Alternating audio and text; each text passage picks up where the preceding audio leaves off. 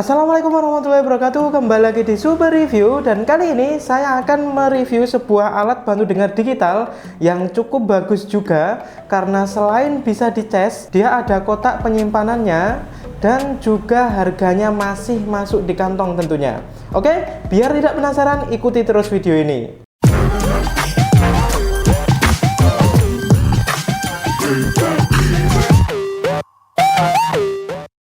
Ya, langsung aja.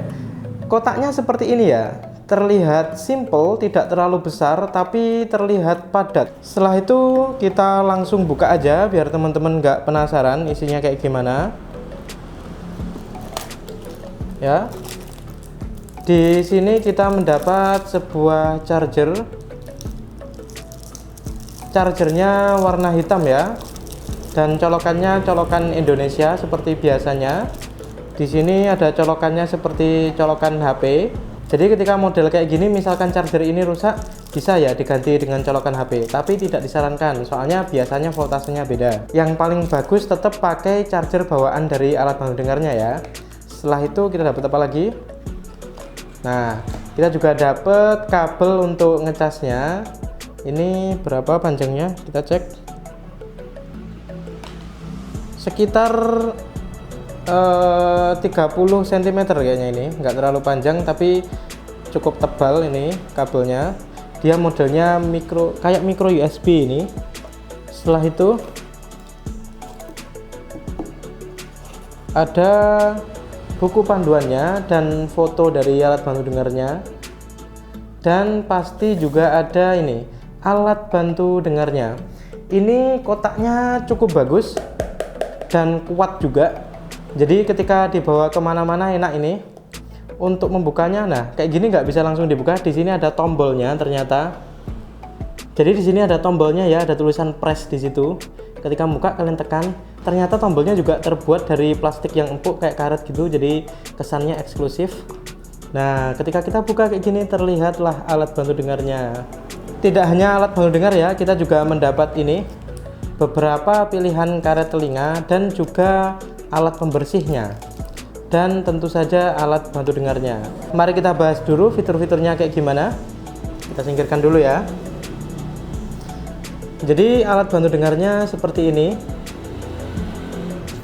Ini jika kita bandingkan dengan alat bantu dengar yang kita bahas sebelum-sebelumnya, build quality-nya atau kualitas plastiknya ini cukup terasa berbeda. Ini cukup terasa premium ya, dan semua tekukan-tekukannya dan baut-bautnya atau tombol-tombolnya ini terasa presisi gitu loh.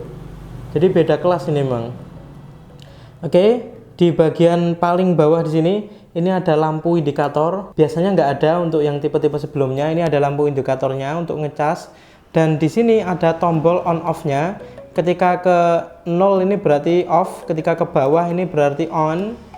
Dan di sini ada volumenya. Volumenya cukup enak dinaik turunkan. Ada mulai dari 0, 1, 2, 3, 4 sampai 4 volumenya. Dan spesialnya lagi di sini ada tombol M. Di sini ada tombol modenya. Kalau saya baca di buku panduannya, di sini ini ada fungsi dari tombol modenya. Di sini ada beberapa mode. Jadi ketika kita tekan akan bip satu kali atau tit satu kali, itu mode normal. Ketika kita tekan lagi akan ada dua bip, tit tit, itu berarti noise reduction mode 2, noise reduction mode 3, dan noise reduction mode 4 ya, 4 bip. Jadi noise reduction itu maksudnya apa? Itu maksudnya dia menghilangkan suara bising. Jadi misal pengguna alat bantu dengar ini di tengah kerumunan atau di tengah situasi yang kayak bising kayak gitu, pasar kayak gitu misalnya, ketika ditekan tombol modenya kayak gini, dia akan bisa mengurangi suara bising. Nah ini cukup canggih ini, soalnya dia memang sudah alat bantu dengar digital ya. Setelah tombol-tombol ini, di sini ada lubang mikrofonnya. Ini juga beda dari alat bantu dengar biasanya ya. Ini lubang mikrofonnya tidak menghadap ke belakang langsung, tapi dia menghadap ke kiri dan ke kanan. Setelah itu agak ke bagian atas, di sini ada karetnya ya, karet bening. Terlihat cukup premium juga. Dan di sini ada tempat keluar suaranya. Ini Dan di sini ada colokan untuk ngecasnya. Jadi ketika ingin ngecas tinggal dicolokkan kayak gini aja, cukup simple. Dan selain alat bantu dengarnya, kalian juga dapat kotak yang tadi kita buka itu. Kotaknya ini juga cukup premium. Ini cukup kuat plastiknya, bukan plastik yang lembek, cukup kuat, ditekan-tekan pun tidak apa-apa, tidak masalah. Dan juga yang biru ini bukan plastik tapi semacam karet gitu. Nah, agak empuk. Jadi ketika alat bantu dengarnya ditaruh sini akan tidak ada gesekan dan membuat alat bantu dengarnya terlindungi dengan baik.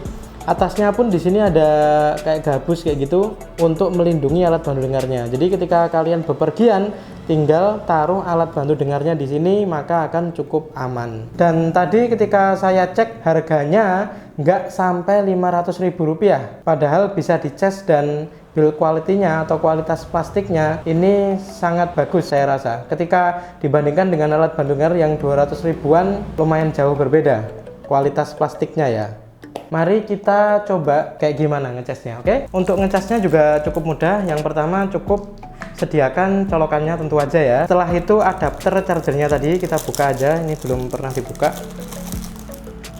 Dan juga kabelnya, kabel bawaan dari alat bantu dengarnya tadi ya.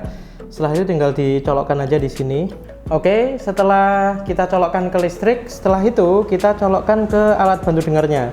Jangan sampai terbalik ya. Ini modelnya kayak gini. Ini modelnya kayak cas-casan HP pada umumnya ya. Jadi jangan sampai terbalik, kita colokkan di sini. Oke. Ketika sudah tercolok atau listriknya masuk, maka dia akan berwarna hijau kayak gini. Ini menandakan kalau sudah tercolok ya. Nah, jadi cukup mudah. Nah, ini salah satu keunggulannya juga karena model chargernya ini sama dengan charger HP. Mulai dari ininya juga sama dengan charger HP ya. Dia pakai micro USB. Di sini juga pakai micro USB. Maka seharusnya ketika diganti pakai charger HP biasa bisa. Ini charger HP Xiaomi. Kita coba apakah bisa.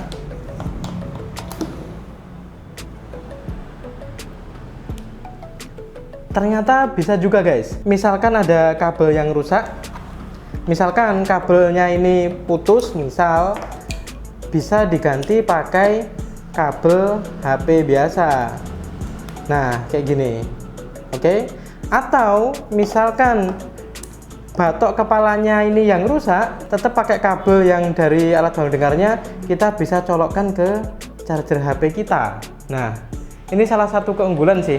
Soalnya biasanya alat bantu dengar yang lain itu model colokannya yang masuk ke alat bantu dengar itu beda. Jadi nggak kayak colokan HP. Kalau ini sama. Jadi itu keuntungannya. Ketika chargernya rusak ya tinggal kita ganti pakai charger HP aja. Tapi saya sarankan ketika tidak dalam kondisi mendesak, ketika charger yang dari bawaan alat bantu dengar ini tidak rusak, ya jangan pakai charger HP. Soalnya takutnya voltasenya beda dan nanti daya penyimpanan baterai di sini melemah takutnya. Jadi sebisa mungkin tetap pakai charger bawaan alat bantu dengarnya. Tapi nanti misalkan ada kerusakan di charger ini, kalian udah nggak usah bingung lagi karena colokannya sama dengan colokan-colokan HP pada biasanya. Oh ya, cara makainya cukup simpel juga, sama dengan alat bantu dengar yang lain.